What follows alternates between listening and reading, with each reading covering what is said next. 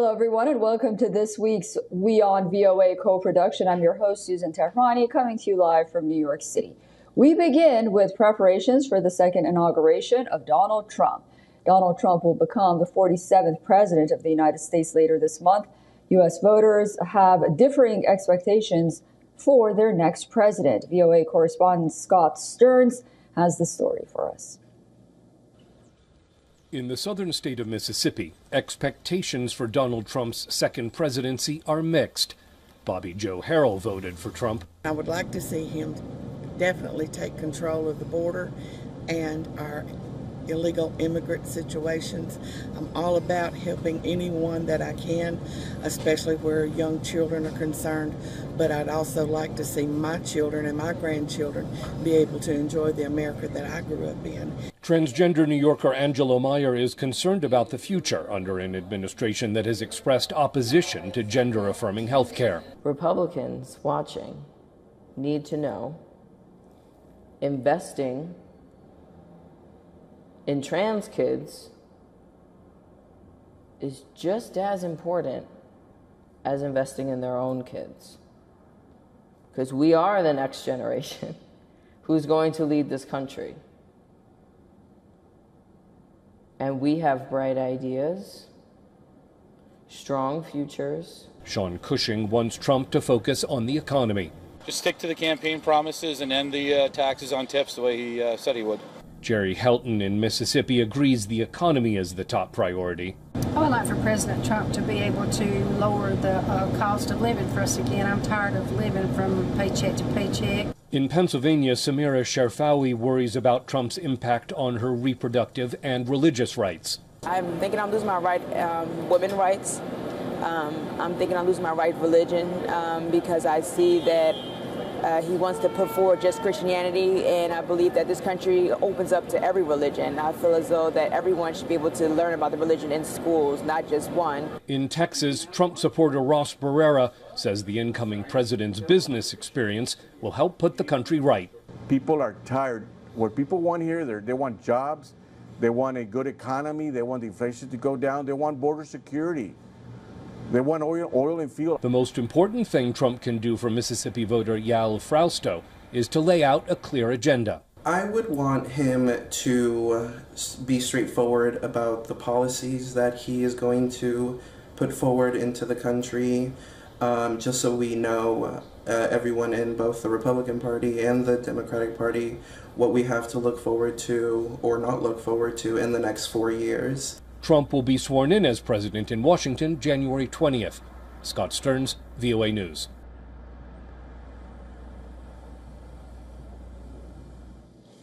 Joining us live now is VOA's Jessica Stone. She's live from the White House. Hi, Jessica. So a big weekend and big week coming up for Washington, D.C. What kind of attendance are we anticipating for the inauguration?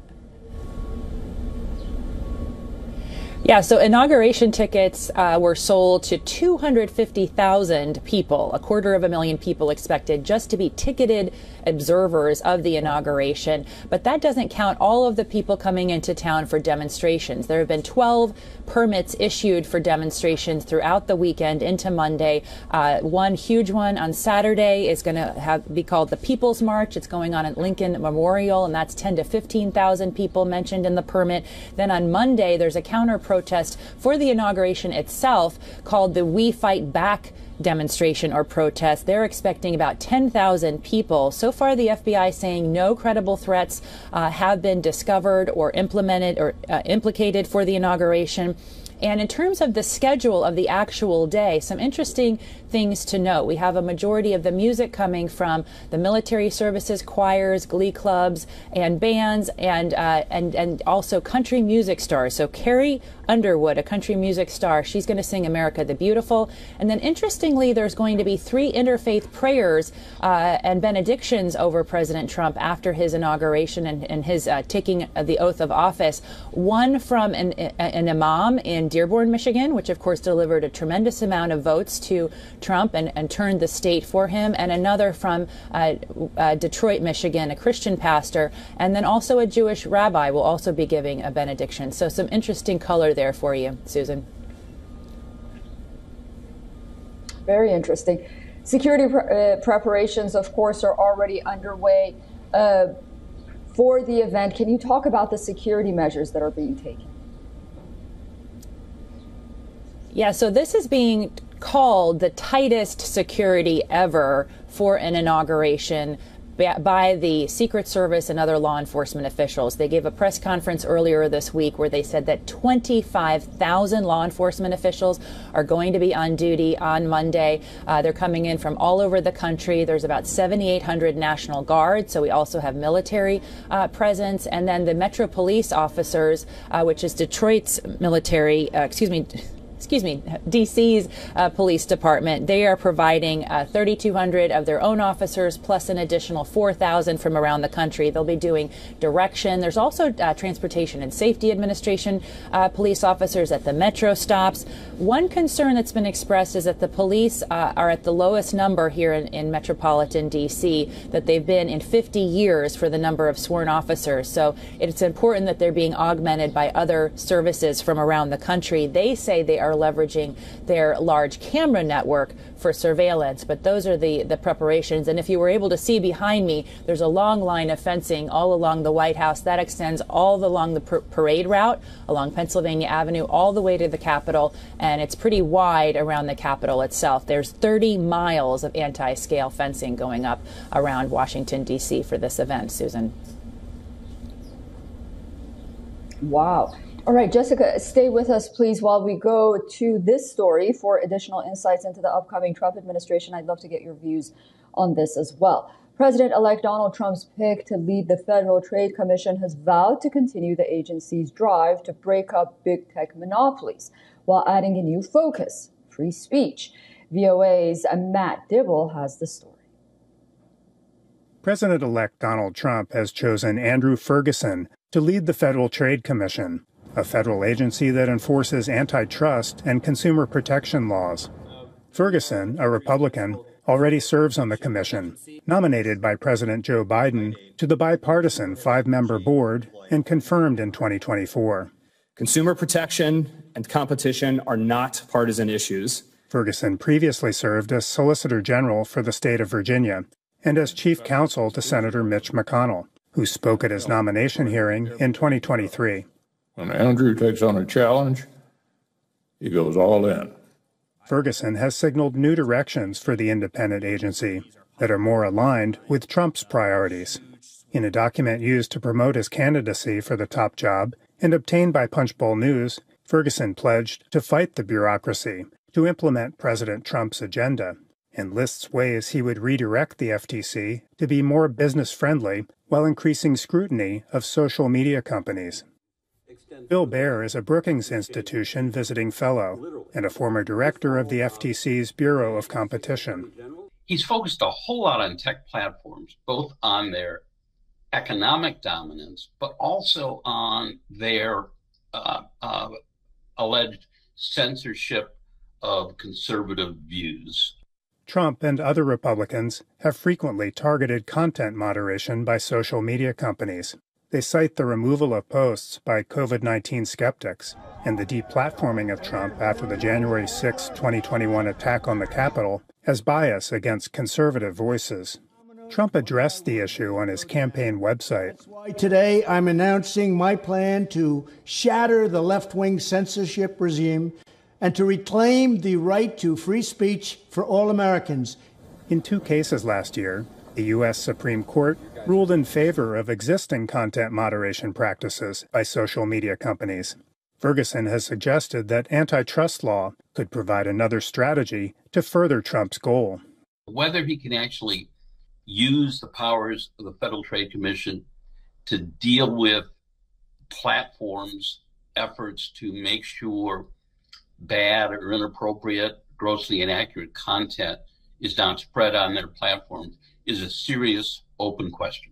But the platforms have a First Amendment right, just like a newspaper, just like any of us have. The FTC under current chair Lina Khan already has lawsuits underway against tech giants Meta and Amazon for anti-competitive practices. The threat of increased scrutiny of content moderation policies may be a tipping point for big tech companies to fall in line with Trump's goals. Just last week, Meta announced that it will end fact-checking on Facebook and Instagram and instead move to a system that lets users themselves police the content, much like the community notes on Elon Musk's X. Matt Dibble, VOA News. As you can see, I'm not just MAGA, I'm dark MAGA. VOA's Jessica Stone is still live with us from the White House. Jessica, picking up on the free speech issue, Sunday is the deadline for TikTok's Chinese parent company ByteDance to separate from the app or be banned here in the United States. What's the latest on that? Yeah, so I just checked the Supreme Court calendar, and they do have a spot in which they are leaving themselves room to issue an opinion at 10 a.m. on the TikTok matter. Of course, Trump himself, having previously supported a ban, now opposed to a ban on TikTok, asking the Supreme Court to pause it to give him, quote, more time to reach a deal. The art of the deal. This is a test for him, right? Just to remind you and give you some context, ban supporters are saying this is a necessary severing of this company and this app from the United States population. About half of the country uses it because of national security grounds. They argue that because ByteDance is a Chinese company, it is inherently subject to Chinese law, which means that surveillance can be done through this app. On the flip side, there are plenty of free speech advocates who say we shouldn't be banning any free speech, including a Chinese app. So that's the arguments at play. Now, Trump's national security advisor on Fox News this week saying that they are considering an executive order to also pause the ban on the app and, quote, create space to put a deal in place. So that seems to be in motion, too, if the Supreme Court does not make a ruling today. Existing law, which Congress passed, allows the president to pause that ban for 90 days, but only if he can prove that ByteDance is in the process of severing from TikTok. If Trump uses this, of course, without proof, it'll be subject to court filings again. So if the Chinese parent company ByteDance is continuing to be unwilling, which it has been so far, to sever ties, that's going to play into this, as well as the need for Chinese government to approve this deal. So there's still a lot in flux, but of course, Trump stepping up and saying, I can get this done. That's his characteristic way of dealing with this. And in the meantime, TikTok refugees are not waiting for a ruling from the Supreme Court. They're already moving over to another Chinese-backed app called Red Note now, which you may have heard about in the last few days. There's been a lot of reporting on it. Red Note, of course, has a lot of hearkening back to some of the Red Book that Mao Zedong had. Yeah, absolutely fascinating, from one Chinese app to another, and it's trending as #1 on the App Store, I heard. All right. Well, also this week, Jessica, confirmation hearings began this week for Trump's pick as top diplomat, top prosecutor, top defense chief, and others. Can you give us a state of play on those confirmations? Who's in and who's out? Well, first of all, it's like watching a boxing match, a verbal punching bag. Whoever's in that seat got a real strong talking to, especially if they're a controversial pick. So take a guy like Pete Hegseth, Trump's pick for defense chief. He has no managerial experience. He's had controversial statements about women in combat, and he has faced questions about his alcoholism and his own admissions about excessive drinking. He definitely got a talking to this week, but he came out still with the support of people that are close to Trump, like Elon Musk, and the Project 2025 authors who have authored sort of the playbook for the Trump transition have also now vowed to raise $1 million to primary or to challenge anyone who does not confirm him. So there does seem to be a swinging of the pendulum behind his candidacy. Meantime, Marco Rubio, the senator of Florida, who is Trump's pick for Secretary of State, he got a very cordial and warm welcome, very little tension in his hearing. It was not a punching session at all for him this week, so he is likely to sail right through. And then Pam Bondi, the Attorney General pick for Trump, who's a close Trump attorney in the circle of advisors for him. She got some really tough questions, but more about her relationship to the FBI, because there have been in the past, especially under Obama, there was tension between the FBI and the DOJ and the top prosecutor about different kinds of reporting mechanisms. Kash Patel is Trump's pick for the FBI. The questions to Bondi were, are you going to supervise him? Are you going to know what he's announcing before he announces? Because he's an even more controversial pick than she is. And so really what that amounts to is an implication, according to Senator Lindsey Graham, that really if you're focusing on someone other than the person in the hot seat, you're probably going to get a good confirmation. And that seems likely. She did get a lot of respect from Democrats as well as Republicans on the Hill this week. Yeah, she did. All right. Well, Jessica, thank you so much for all of that. Have a great weekend. It's going to be a busy week moving forward. You bet. I'm going to stay warm. Thank you. Thank you.